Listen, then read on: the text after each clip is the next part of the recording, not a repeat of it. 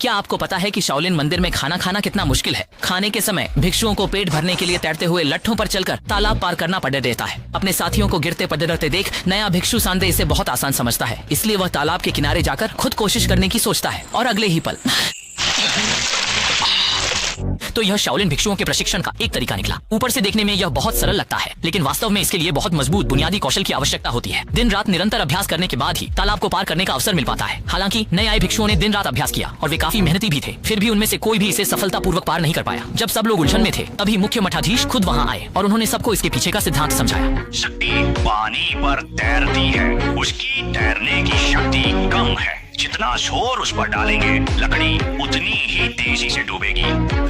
यह कहकर मठाधीश ने थाली संधे को थमा दी और उसे अपनी पूरी ताकत लगाकर तालाब में फेंकने को कहा। नतीजा यह हुआ कि जैसे ही संधे ने उसे फेंका, थाली तुरंत पानी में डूब गई। आप इसको नीचे की ओर फेंकते हैं, यह बिल्कुल लकड़ी पर कूदने जैसा है, जिससे वह डूब जाती है। इसके बाद मठाधीश ने खुद प्रदर्शन किया। अगले ही पल थाली पानी की सतह पर ऐसे आसानी से फिसल गई जैसे कोई टिड्डी पानी पर हल्के से छूकर निकल जाती है। मठाधीश ने बताया कि लकड़ी सिर्फ जोर से नहीं चलती, सबसे अहम बात है तेजी, और तेजी के साथ साथ पानी में लकड़ी से पैदा होने वाले उछाल का भी इस्तेमाल करना। ये सुनकर सांदे को बात समझ में आ गई और जब सब आराम कर रहे थे तो वह अकेले चुपके से तालाब में अभ्यास करने आया। देखा गया कि वह 800 गज की रफ्तार से दौड़ रहा था। एक पैर लकड़ी पर रखता, लेकिन अनुभव की कमी के कारण बार बार तालाब में गिर जाता। वह चाहे कितनी भी कोशिश करता, हमेशा एक कदम पीछे रह जाता। संदे ने किसी भी हाल में हार नहीं मानी। वह बिल्कुल मठाधीश की तरह अपने इरादों पर अडिग और डटा रहा। कई बार गिरने और संभलने के बाद आखिरकार उसकी कड़ी मेहनत रंग लाई। उस रात लकड़ी के सहारे तालाब को पार करके वह भोजन कक्ष में पहुंचने वाला और खाना खाने वाला पहला छात्र बन गया।